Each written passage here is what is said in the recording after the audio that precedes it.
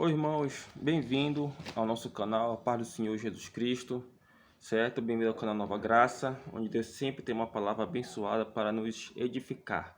Amados, eu vou dar continuidade aqui ao tema que fala sobre Apocalipse, as passagens difíceis do livro de Apocalipse, certo? Eu vou falar hoje sobre Apocalipse, capítulo 12. É 13, na verdade, 13, que fala sobre a besta que emergiu do mar. Muito interessante, certo? Mas antes, se inscreva no canal, compartilhe o vídeo, deixe seu gostei e até mesmo a sua sugestão nos comentários, certo? Para que a gente possa subir, crescer. Vamos bater uma meta aí de 40 inscritos, certo? Então eu conto com vocês, amém? Bom, amados, no capítulo 13 do livro de Apocalipse, para que a gente possa emergir, se aprofundar ainda mais na palavra do Senhor, falar sobre a besta que subiu do mar. Bom, a besta, nós já sabemos quem é a besta, é o anticristo. Só que o livro de Apocalipse, ele trabalha como? Trabalha com figuras, com metáforas, certo? Grande parte do livro trabalha com metáfora. Então é importante nós sabermos que a besta, ela é, certo, o anticristo, que é o ser humano, que terá um poder dado por Satanás e autorizado por Deus. Isso aí nós já sabemos. Porém, o que chama atenção no texto é o que está registrado, que a besta, ela tem vários nomes de blasfêmias, ou seja, ela está falando mal de Deus e também dos santos, que é a igreja, certo? E aí, o que acontece? A Bíblia, ela diz o seguinte, uma coisa que eu queria trazer para os irmãos. A besta que vira é semelhante a um leopardo, diz o texto bíblico. Semelhante a um leopardo, ou seja, não é igual ao leopardo, mas sim se assemelha ao leopardo. João via uma visão em que a besta era parecida com o leopardo. E nós já vimos a figura do leopardo, como ele é, né? O leopardo é um dos felinos, não o felino, mas é um dos felinos que, em termos digamos assim, qual é a palavra que eu posso utilizar? Em termos de velocidade, é um dos felinos assim e um dos animais mais velozes do mundo, certo? O leopardo, ele é muito veloz, bastante veloz mesmo. Mas tinha pés como os de urso, ou seja, a besta, além de ser semelhante ao leopardo, tinha os pés como o de urso, certo? Como o de urso, ou seja, é uma comparação. Os pés são como de urso e ela era parecida com leopardo. E diz mais, certo? E ela tinha também a boca de leão. Além dela ter uma aparência de leopardo, os pés como de urso, ela também tem a boca de leão. São três animais, dois felinos e um que é mamífero, certo?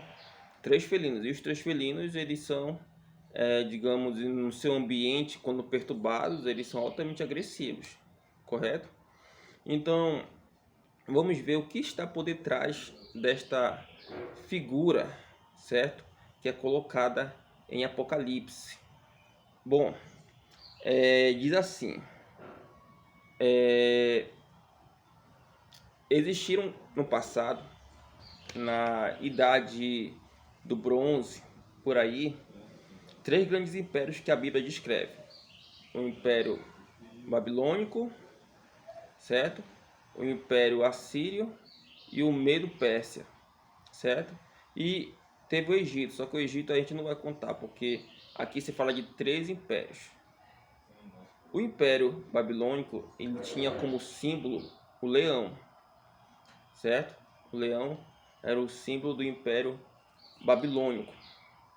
O Império Assírio também tinha o símbolo como de leão, mas às vezes eles utilizavam o que? A águia, né? Mas o Império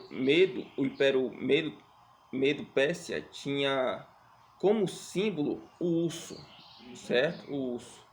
Nós sabemos disso por causa de Daniel. Então, vamos pegar também um outro império, que eu não citei agora, que é o Império Romano. De fato, o Império Romano, o símbolo deles, o estardante, né? que é o pendão, eles usavam uma bandeira e a pessoa ia à frente com o estardante de uma águia. Então, vamos pegar aí o assírio e o babilônio, correto? E colocar o leão e o império Medo, Pérsia, e vamos colocar aí o urso e o império romano como a águia. Porém, a Bíblia não descreve aqui a águia, certo? Mas o romano está incutido aqui de forma implícita.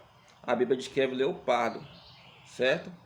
E o império assírio tem o símbolo também como de leão, porque o império assírio ele veio antes do império babilônico, lá na Mesopotâmia. Então, um copiava o outro, mas também o império assírio ele tinha também outros animais como características. Mas aí, depois que o Império Egípcio foi eliminado, o Império Babilônico, o Império Assírio surgiu como potência, depois o Império Babilônico surgiu como potência, depois que o Império Medo-Persa surgiu como potência, surgiu também o Império Grego-Macedônico, que tinha como símbolo o leopardo. Não que eles utilizassem o leopardo como símbolo, mas a rapidez com que Alexandre o Grande conquistou as terras da Europa e também da Ásia e em uma parte do norte da África fez com que o simbolismo viesse a ser do Império da Macedônia, que também ficou conhecido como Império Grego, porque a língua que Alexandre quis que os outros reinos ou outros países falassem era o grego. Então aí nós temos, por ordem crescente, leopardo, que simboliza o Império Grego-Macedônio, o urso, os pés de urso para sustentar, certo? Que simboliza o Império Medo-Pérsia, e a boca de leão, que simboliza o Império Babilônico, junto com o Império Assírio, certo? Então são os três grandes impérios que dominaram o mundo.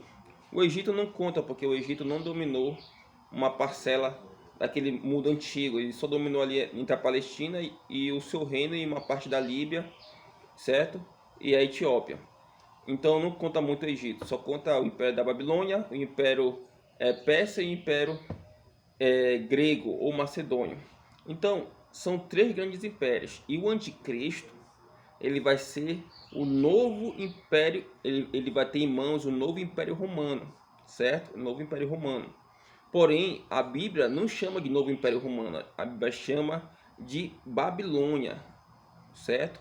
Por quê? Porque esses impérios, todos esses impérios que vieram antes de Cristo, certo? E até mesmo o que veio depois de Cristo, antes, durante e depois de Cristo, que é o Império Romano, são impérios que de fato surgiram, mas surgiram para conspirar, certo, contra o povo de Deus, seja no Antigo Testamento ou no Novo Testamento, certo? Então é importante entender que o império do Anticristo ele será preenchido com os quesitos destes impérios, porque Nabucodonosor ele sempre quis dominar o mundo e conseguiu, mas o mundo que ele dominou foi aquele mundo conhecido. Que mais? O Império da Síria também dominou o mundo conhecido, não todo o planeta Terra. Alexandre o Grande conseguiu dominar uma boa parte do planeta Terra, certo? Mas mesmo assim não dominou o planeta Terra, tirando logicamente outros impérios que foram tão grandes como o de Alexandre o Grande, que aqui eu não vou citar, certo? E o Império Romano, que também conseguiu dominar boa parte da Europa, a Europa do Sul, certo? Conseguiu dominar também a Europa, uma boa parte também da Europa do Norte, correto? Mas uma parte ali da África do Norte e da Ásia Menor, ou do Oriente Médio, mas de fato não conseguiram dominar o mundo. Então, o Império do Anticristo ele vai conseguir fazer o que esses impérios não conseguiram fazer, que é justamente dominar, certo, o mundo. O Anticristo vai conseguir trazer a paz mundial, vai conseguir acabar com a fome, vai conseguir acabar com as doenças. Ele vai ser o super-herói que todos os seres humanos esperam. Porém, ele vai querer ocupar o lugar de Jesus, ele vai querer ser o Anticristo. O Anticristo, ele vai querer ser o Cristo, certo? Vai querer ser o Cristo. E todos que não aceitarem seu governo, nós sabemos do que vai acontecer. Não serão perseguidos. Por quê? Porque eles vão estar indo contra o verdadeiro sistema que está dando certo. Você entende? Então, tudo isso que eu falei corresponde à história atual que vai acontecer. Porque a história, ela fala do que aconteceu, do que está acontecendo, do que vai acontecer ainda. Então, é a conjuntura dos fatos, para que a gente possa ficar ligado que esses impérios não existem mais, fisicamente falando, mas as suas ideias, elas ainda existem, certo? A Bíblia diz que o anticristo já está no mundo, desde o apóstolo João, só que não o anticristo no sentido físico, mas as suas ideias existem há muito tempo. Desde que o mundo é mundo, as suas ideias existem, certo? O anticristo físico pode existir hoje em dia, no nosso tempo? Pode, pode, é claro que pode. Porém, nós não sabemos se ele está ainda no nosso meio, porque não sabemos o quanto tempo iremos viver na Terra. Estamos aí no terceiro milênio da era cristã, né? Estamos em 2022, podemos estar daqui a pouco 2030, 2040, 2050.